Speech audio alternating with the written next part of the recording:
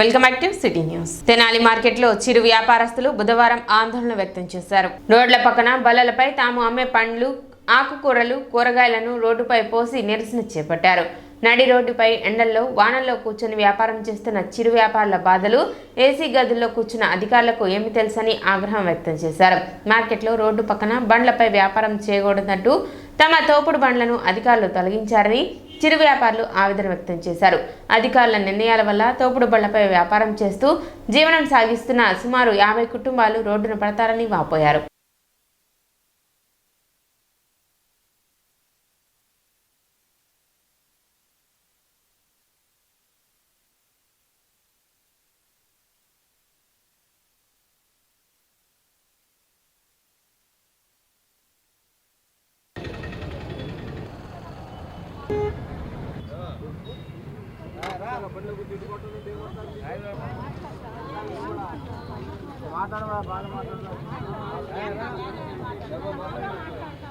మేము దాదాపు 30 సంవత్సరాలుగా కూరగాయల వ్యాపారం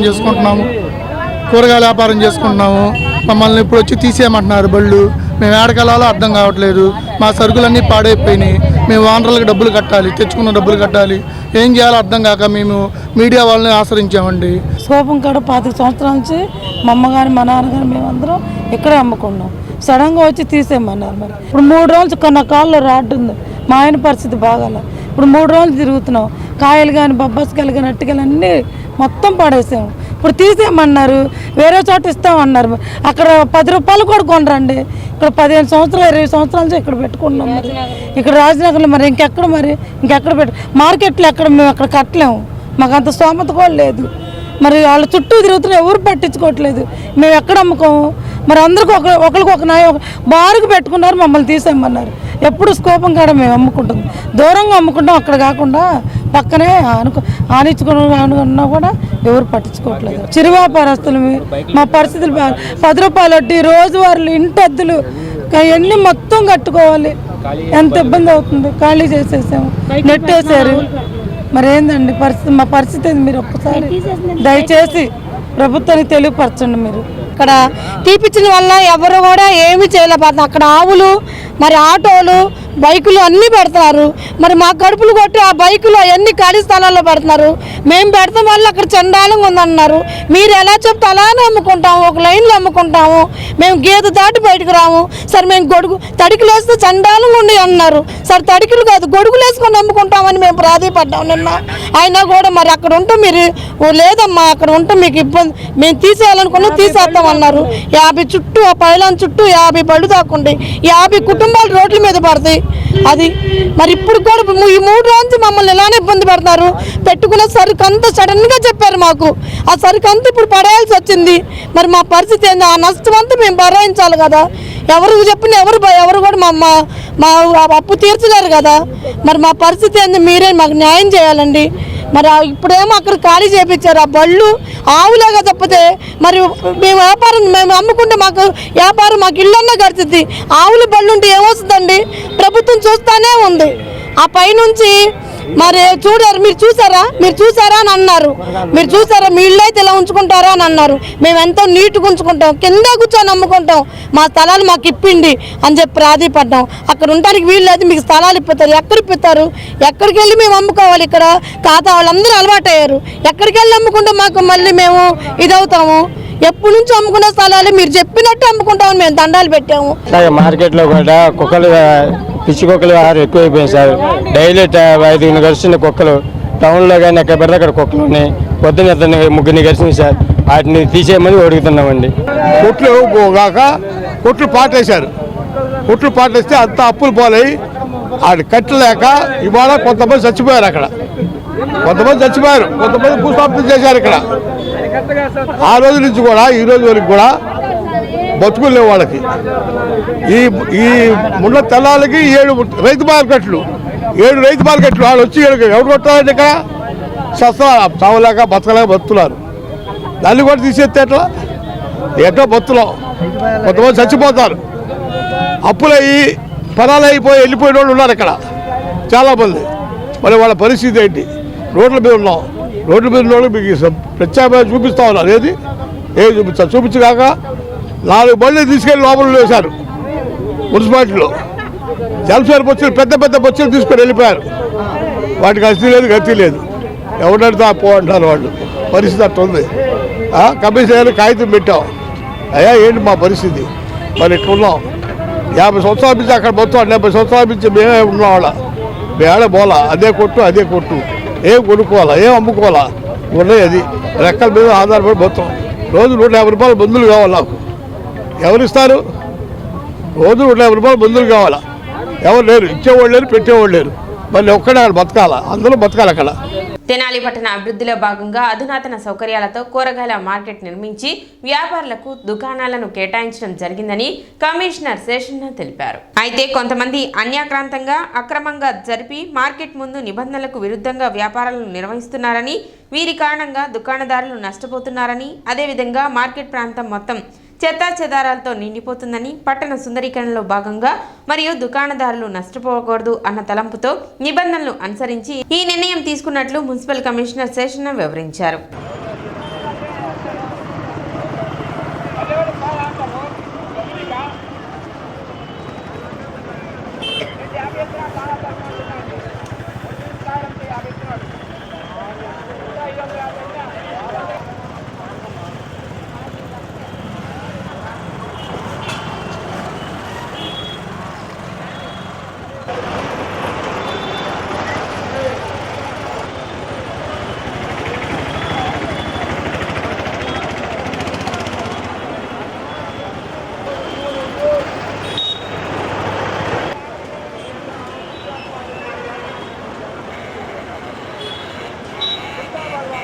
గత పుష్కర కాలంలో ఈనాటి సివిల్ సప్లైస్ శాఖ మంత్రులు గారు, ఆనాటి స్పీకర్ గారు ఈ యొక్క పట్టణాన్ని ముందు చూపుతూనే గ్రహించి ఊహించి ఇక్కడ ఏమేమి కావాలో వాటన్నిటి కూడా ఆ రోజునాడే ఆయన ఏర్పాటు చేశారు. అందులో ప్రధానంగా వెజిటబుల్ మార్కెట్ అధునాతంగా రాష్ట్రంలోనే ఆ రోజుల్లో ఉన్నటువంటి మంచి బాగా ఉండాలనేసి మంచి టెక్నాలజీతో డిజైన్స్ తోటి ఏర్పాటు చేశారు. అయితే వేరే కారణాల వల్ల అది అక్కడ సజావుగా సక్రమంగా అవటం లేదు. ఆ రోజు నాడు సుమారుగా 160 స్టాల్స్ తోటి ఏర్పాటు అయింది. ఆక్షన్ కూడా అయింది.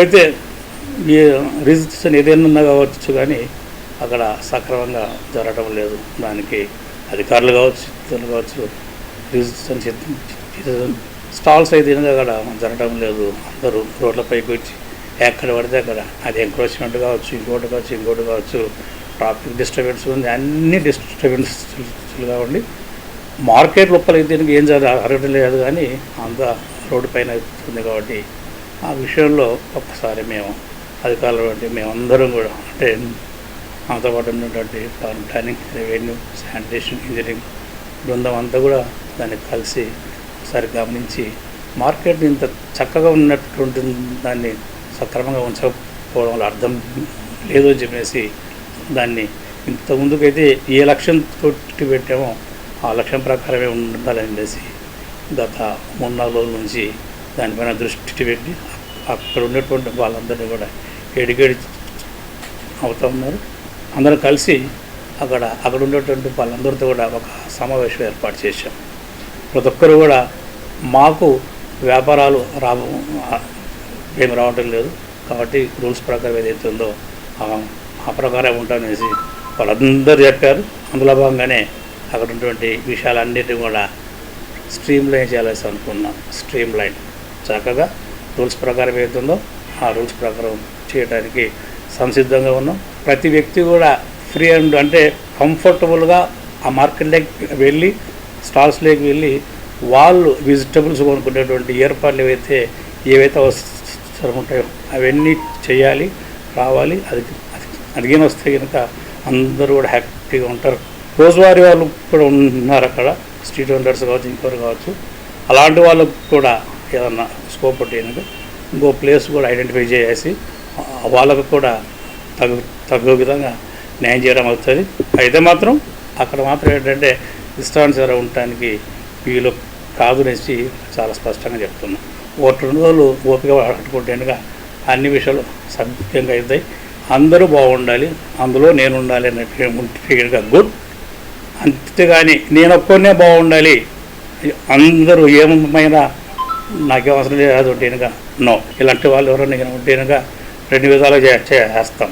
ఫస్ట్ వాళ్ళకు అవసరమైన కాడికి రీలొకేషన్ ఎక్కడ ఉందో అది గుర్తిస్తాము, అది పెడతాము. అలా కాదు ఇక్కడే ఉంటాం, ఎక్కడికి ఉంటామంటే రూల్స్ విల్ ఫాలో.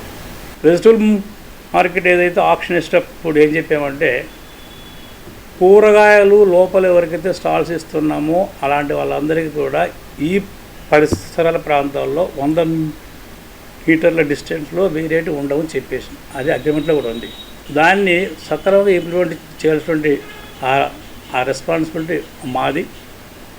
అందువల్ల అందరికీ రిక్వెస్ట్ అంటే కూరగాయల వాళ్ళు, ఆకుకూరల వాళ్ళు, సో ఎవరైతే ఊరగట్టే ఫ్రీగా ఆప్షన్లో కాకుండా రోడ్ల పైన పెట్టుకున్న వాళ్ళు ఎవరైతే ఉన్నారో ఆ అల్లె దాటి బయట పెట్టుకోవచ్చు. వాళ్ళు ఈ లోపల పెట్టుకోవడానికి వీలు కాదు. అగ్రిమెంట్లు ఏముందంటే కూరగాయలు ఆకుకూరలకు సంబంధించిన వాళ్ళను ఈ యొక్క 100 లైన్ ఏదైతే ఉందో ఆ లోపల ఉండకూడదని ఉంది కాబట్టి వాళ్ళని తీస్తున్నాం. ఫ్రూట్ వెండర్స్ ఎవరైతే ఉన్నారో ఆ కండిషన్ అందులో లేదు కాబట్టి వాళ్ళని కూడా ఫ్రూట్ వెండర్స్ని కూడా ఒక లైన్ ఇచ్చి లైన్ లోపలే ఉండండి చెప్పి వాళ్ళకు స్పష్టంగా చెప్పాం. ఫ్రూట్ వెండర్స్ అందరూ కూడా సహకరించారు, సంతోషంగా వాళ్ళు అక్కడ ఉంటున్నారు. వీళ్ళు సహకరిస్తే వీళ్ళకి కూడా ఒక ఏరియా అవుట్ సైడ్ ఏరియా ఇస్తాం. మెయిన్ రోడ్ నుంచి పురవేదిక వరకు మహనీయుల యొక్క విగ్రహాలను పెట్టారు. అందులో తెనాలి రామకృష్ణ గారి విగ్రహం ఉంది, గాంధీ గారి విగ్రహం ఉంది, ఎన్టీ రామారావు గారి విగ్రహం ఉంది. ఈ మున్సిపాలిటీని ఎస్టాబ్లిష్ అయినప్పుడు ఏర్పడినటువంటి గొప్ప ఆయన ఆలపాటి వెంకటరావు గారి విగ్రహం ఉంది. అదేవిధంగా 100 ఇయర్స్ను అయినటువంటి ఎస్టాబ్లిష్మెంట్ అయినా 100 ఇయర్స్ను దృష్టిలో పెట్టుకొని మంచిగా ఒకటి పైలాన్ ఒకటి ఏర్పాటు అయింది. అయితే ఇవన్నిటి చుట్టూరు కూడా ఈ యొక్క రకరకాల వ్యాపారులు వాటిని ఆక్రమించేసి వాళ్ళ అసలు విగ్రహాలు ఉన్నాయా లేవనేటువంటి అన్నవాళ్ళు కూడా ఏమి లేకుండా చుట్టూరు చేరింటారు. సో ఇలా ఉండడం అనేది ఎంతవరకు సబబండి. అలాంటి వాళ్ళందరికీ కూడా ఇంకొక ఏరియాలో టెంపరీ మేము ఏర్పాటు చేయడానికి సిద్ధంగా ఉన్నాము. ఈ విషయాలు గమనించుకోవాలి. బురిపాలెం రోడ్లోని క్లాసిక్ స్పోర్ట్స్ ఎరీనా నందు స్కూల్ బాక్స్ క్రికెట్ టోర్నమెంట్ నిర్వహించారు. ఈ నెల 28, 29, 30 తేదీల్లో 3 రోజుల పాటు జరగనున్న ఈ పోటీలకు సంబంధించిన పోస్టర్ ఆవిష్కరణ బుధవారం జరిగింది. 6 నుండి 10వ క్లాసుల విద్యార్థులు ఈ టోర్నమెంట్లో పాల్గొనవచ్చునని నిర్వాహకులు తెలిపారు.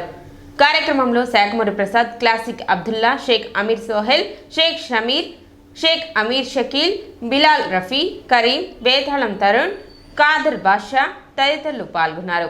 జరగబోయే క్రికెట్ టోర్నమెంట్లో 28, 29, 30 తేదీల్లో పెమ్మసాని పెట్రోల్ బంక్ ఎదురుగా ఫ్రంట్ సైడ్ రోడ్డు బురిపాలెం రోడ్లో జరుగుతుంది. అందరూ ప్లేయర్స్ అందరూ పాల్గొనాల్సిందిగా కోరుతున్నాము. ఏ స్కూల్స్ లేదు, contract schools staff and PT conductor class sports and armies. ఈ నెల 28, 29, 30వ తారీఖు తెనాలి స్కూల్స్ క్రికెట్ టోర్నమెంటు జరుగుతుంది. మన క్లాసిక్ స్పోర్ట్స్ ఎరీనా వాళ్ళు పెమ్మసాని పెట్రోల్ బంక్ ఎదురు సందులో క్రికెట్ టోర్నమెంట్ ఈ నెల 28, 29, 30వ తారీఖు నిర్వహించడం జరుగుతుంది. తెనాలి స్కూల్స్ ప్రతి స్కూల్స్ నుంచి 6వ తరగతి నుంచి 10వ తరగతి వరకు ఈ టోర్నమెంట్లో పాల్గొంటారు. ఇప్పుడు దాకా మనకి 24 స్కూల్స్ అయితే వచ్చినాయి.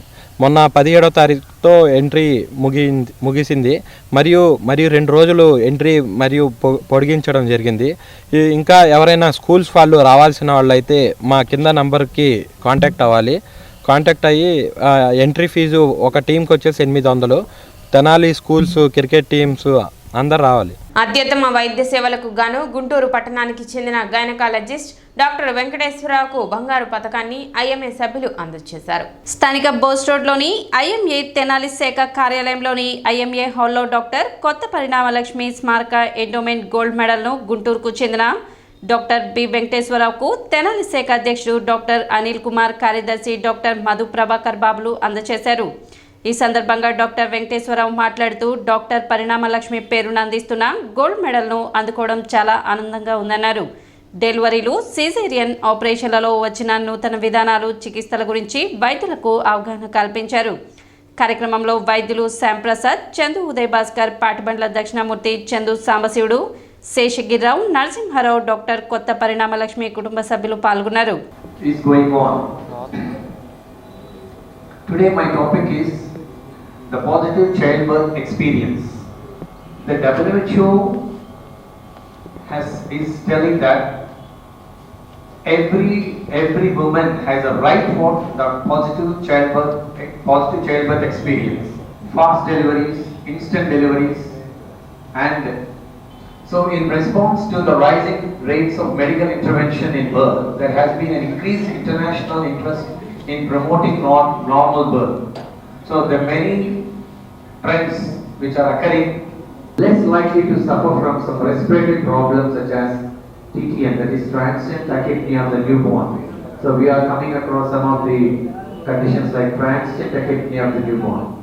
డాక్టర్ కొత్త పరిణామలక్ష్మి గారిని గుర్తు చేసుకుంటూ ఆమె పేరు మీద గోల్డ్ మెడల్ లెక్చరు ఇవాళ డాక్టర్ ఎం వెంకటేశ్వరరావు గారు, gynaecologist and obstetrician, professor and HOD of Katuri medical కాలేజ్కి బహుకరించడం జరిగింది.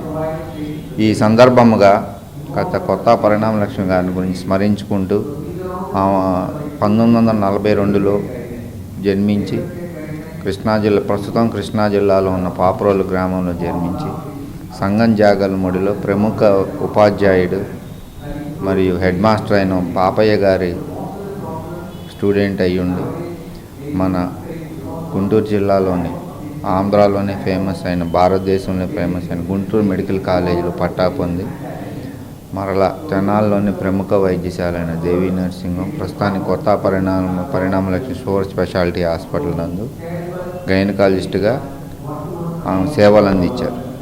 19/11/2024 నాడు డాక్టర్ కొత్త పరిణామలక్ష్మి గారి స్మృత్యార్థం గోల్డ్ మెడల్ ప్రదానోత్సవం వెంకటేశ్వర గారు gynaecology HOD and professor Katuru medical college వారికి ప్రదానం చేయడం జరిగింది. మేడం గారు డాక్టర్ కొత్త పరిణామలక్ష్మి గారు తెనాలిపట్నంలో వైద్య సౌకర్యాలు అంతగా లేని రోజుల్లోనే మొదటి గైనకాలజిస్ట్గా ఎండీ పట్టాను పొందుకొని ఈ చిన్న ఊరికి వచ్చి చాలా వైద్య సేవలు అందించారు. అప్పట్లో ఇలాంటి వైద్య పట్టా ఉన్న వాళ్ళు పెద్ద పెద్ద నగరాలకు వెళ్ళి సేవలు చేసేవాళ్ళు. అవకాశాన్ని వదులుకొని తను ఇక్కడికి వచ్చి తెనాలి పుర ప్రజలకు ఎంతో సేవ చేసి దేవి నరసింహం కింద కొత్త రవీంద్రబాబు గారు వారి భర్త ఆధ్వర్యంలో కూడా ఎన్నో సేవలు అందించారు. ప్రస్తుతం ఈ సేవలను వాళ్ళ కుమారులు కొనసాగిస్తున్నారు. బిడ్డ జన్మనిచ్చే విషయంలో ఎక్కువ సిజేరియన్ సెక్షన్లే కాకుండా నార్మల్ డెలివరీకి కూడా సరిపడే దృక్పథంలో అటు పేషెంట్స్కి ఇటు డాక్టర్లకి మధ్య ఉండే అవగాహన లోపాన్ని వీటన్నిటిని ఎలా అధిగమించాలి, ఇంకా నూతన చికిత్సా నూతన విధానాలు ఎలా వచ్చాయి, ప్రజలకి ఈ విషయంలో మనం మెరుగ్గా ఎలాంటి సౌకర్యాలను చికిత్సను అందించగలగో డాక్టర్లకి మంచి అవగాహన కల్పించారు. సిటీ న్యూస్ ముగించే ముందు ముఖ్యాంశాలు మరోసారి.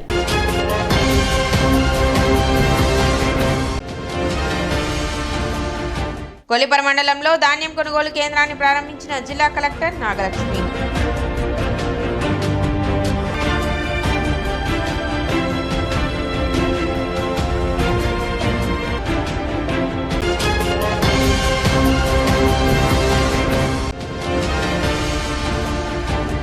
తమ వ్యాపారాలను తొలగించి తమ కడుపు కొట్టద్దంటూ మార్కెట్లో ఆందోళన వ్యక్తం చేసిన చిరు వ్యాపారులు.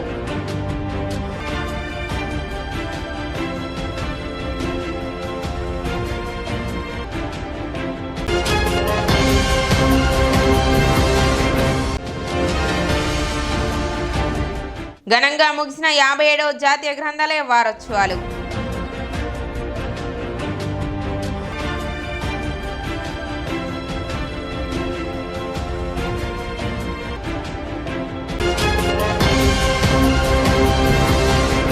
సిటీ న్యూస్ ఇంతటితో సమాప్తం. నమస్కారం.